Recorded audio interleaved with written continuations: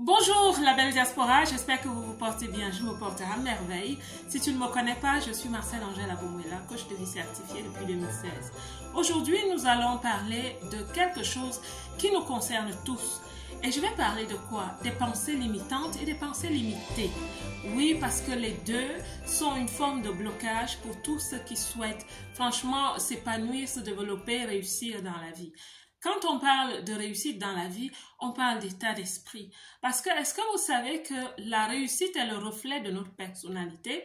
Et notre personnalité est franchement une manière englobante de parler de nous. C'est-à-dire ces choses qu'on ne voit pas, mais qui nous définissent. C'est donc nos croyances, notre façon de voir la vie.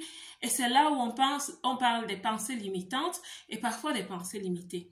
Les pensées limitantes sont généralement ces pensées qui sont des vrais blocages. C'est des blocages qu'on ne voit pas, mais c'est des blocages qui sont posés sur des fondements de foi, de réflexion, de croyances que nous croyons être vraies. Parce qu'elles sont vraies pour nous, nous pensons que c'est comme ça que la vie doit fonctionner et malgré parfois qu'on voit que notre vie ne se passe pas bien dans un certain domaine, on n'arrive pas à savoir pourquoi on ne change pas. Parce que c'est des pensées qui sont comme des forteresses. Et les pensées limitées, quant à elles, concernent simplement le domaine du savoir, de la connaissance, de l'éducation. Oui, le fait d'avoir des pensées limitées peut aussi nous empêcher d'évoluer parce que nous n'allons pas voir la vie dans un certain domaine, dans le spectre total de ce qu'il renferme. Nous allons regarder la vie avec ou au travers d'une certaine toute petite loupe. Pourquoi? Parce que notre connaissance générale, notre éducation, nos connaissances sont vraiment très limitées. Donc, vous avez les pensées limitantes et les pensées limitées. Les pensées limitantes, parfois, c'est quoi? Je suis parfois entourée.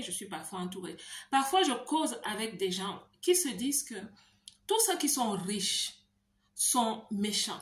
Ils assimilent les personnes riches aux personnes méchantes, arrogantes, trop élevées, trop imbues d'elles-mêmes. Je vous assure, les personnes riches, à ce que moi j'ai compris, c'est que c'est simplement la manifestation de qui elles sont devenues. Parce que quand tu causes avec ces personnes qui ont vraiment réussi à un niveau exponentiel, ce que j'ai compris, que je partage avec toi aujourd'hui, c'est que la richesse externe est le reflet de la richesse interne. Nous manifestons ce que nous sommes. Notre vie est le miroir de ce que nous sommes à l'intérieur, de ce que nous projetons à partir de l'intérieur. Parce que ce que nous sommes à l'intérieur, nos pensées, nos croyances, nos connaissances même, toutes ces choses se manifestent et ou se tournent en capacité d'agir. Parce que notre cerveau, tout notre être nous donne instruction de ce que nous devons faire ou de ce que nous voulons faire. Donc, la richesse ou tout ce que tu vois dans ta vie est la manifestation de qui tu deviens. Donc, c'est vraiment une pensée limitante et je conseille à beaucoup de gens de commencer à voir les choses d'une autre façon. Parce que ce n'est pas possible que vous ayez, je ne sais pas, qu'est-ce que j'ai autour de moi, quand vous disiez, je n'aime pas les ordinateurs. Je n'aime pas les ordinateurs. Parce que, voilà, leur forme ou alors je ne sais pas quoi. Et quand vous dites que vous n'aimez pas les ordinateurs, quand vous confessez que vous n'aimez pas les ordinateurs, vos actions ne peuvent jamais vous pousser à vous offrir un ordinateur. Parce que c'est quelque chose que vous avez banni de votre vie. C'est exactement la même chose. Tous les jours, les gens sortent de leur maison. Tous les jours, chaque jour, les gens vont se battre, comme on dit. Mais on ne peut pas fonctionner avec une double injonction et espérer réussir. La double injonction, c'est simplement de se donner une instruction positive et une instruction négative à la fois. Ou alors, c'est de dire à quelqu'un, fais ceci, et en même temps lui donner une autre injonction qui est un peu contraire. Ça pousse à la confusion. Et le résultat devient aussi confusion. Vous savez, dans la vie, on n'a pas que ce qu'on voit. Il y a aussi des anges. Quand vous dites des choses, ils vont agir en fonction de ce que vous dites. Donc, la double injonction est très mauvaise. Vous posez votre pied sur une pédale, sur l'accélérateur et sur le frein à la fois. Où est-ce que vous voulez aller? Nulle part. Donc, ne soyons pas des gens de double injonction. Ne soyons pas des gens qui se battent tous les jours, qui travaillent de façon féroce, mais en même temps se limitent au niveau de leur esprit en disant « Oh, moi, je n'aime pas voir les riches. Moi, je n'aime pas les riches. » moi, j'ai beaucoup travaillé et je continue de travailler dans des organisations, dans des entreprises où vous avez même des présidents, un président d'entreprise, 5 vice-présidents en entreprise. C'est des gens qui ont un certain niveau de salaire.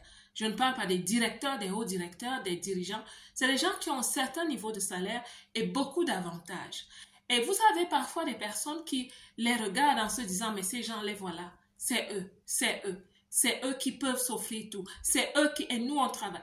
Cet état d'esprit, moi, je le dis toujours à toute personne qui souhaite avoir une carrière en entreprise, c'est un très mauvais esprit parce que justement, c'est une double injonction. Tu te bats tous les jours pour apporter de bons KPI, de bonnes performances en entreprise, d'atteindre tes objectifs. Ça veut dire que ça t'ouvre des portes. Ça t'ouvre des portes à des promotions. Mais tu ne peux pas être quelqu'un qui dit « je n'aime pas voir ceux qui ont réussi en entreprise » et être quelqu'un qui va réussir parce que tu te bloques. C'est une double injonction. C'est l'accélérateur et le frein en même temps.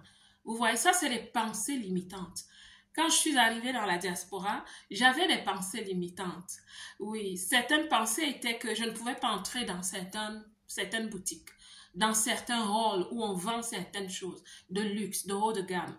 Mais quand j'avais commencé à faire mon développement personnel, je me suis dit, à l'époque, même si je n'avais pas encore les moyens pour entrer dans une boutique et m'offrir quelque chose d'un certain montant, pour briser certaines barrières et me donner accès, même de façon virtuelle déjà, à ces espaces, j'entrais dans ces boutiques. Parfois, je m'habillais chez moi, je sortais juste pour faire cet exercice. J'entrais dans certaines boutiques juste pas pour défier la boutique, mais pour défier mes peurs, pour briser mes limitations et enlever certaines pensées limitantes qui me donnaient l'impression que je n'avais pas accès à certaines choses, que certaines choses m'étaient pas accessibles. Et j'ai vraiment travaillé dessus qu'aujourd'hui, franchement, voilà, je me sens libre et ça vient avec certains résultats. Oui, on commence à s'accomplir d'une certaine façon. Donc, les pensées limitantes. Et les pensées limitées, comment est-ce qu'on peut les briser? Comment est-ce qu'on peut briser le fléau des pensées limitées en soi? Simplement l'éducation, ma belle. Simplement l'éducation. Simplement de lire la culture générale, d'être curieux, de prendre des formations, d'augmenter ses diplômes. Oui, certaines personnes disent que l'école n'est pas une bonne chose. Je n'aime pas entrer dans ces débats, mais de continuer à se cultiver. Parce que plus tu connais, plus tu t'accomplis. Ce n'est pas la magie, c'est comme ça.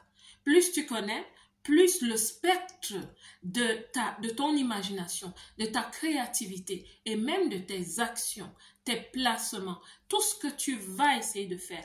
Le spectre, c'est-à-dire, oui, la capacité, la latitude avec laquelle tu vas commencer à te manifester dans ta vie, va dépendre sincèrement de la connaissance que tu as.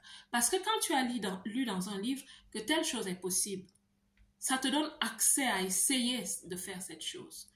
Tu vois ce que je veux dire? C'est aussi la liberté. La connaissance t'octroie la liberté. Plus tu connais des choses, plus tu te sens libre.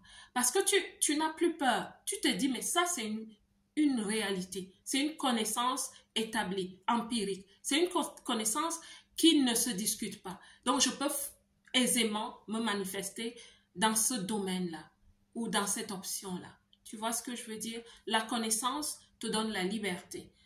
Mais les pensées limitées, c'est un fléau.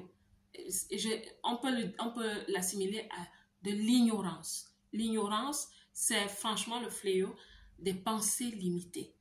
Donc, je m'arrête franchement pour une réflexion dans cette vidéo pour dire que dans la vie, il y a des blocages. Il y a des blocages qui sont externes, mais il y a des blocages qui sont internes. Et généralement, ils se manifestent par deux choses essentielles. Les pensées limitantes et les pensées limitées. Et dans cette vidéo, j'espère que nous avons un peu évolué et on a compris ce que c'est et on sait maintenant comment briser certaines barrières en nous d'abord. Voilà. La belle diaspora, j'espère que cette vidéo va t'apporter quelque chose. Reviens pour d'autres vidéos. Que Dieu te bénisse. Moi, je vous aime.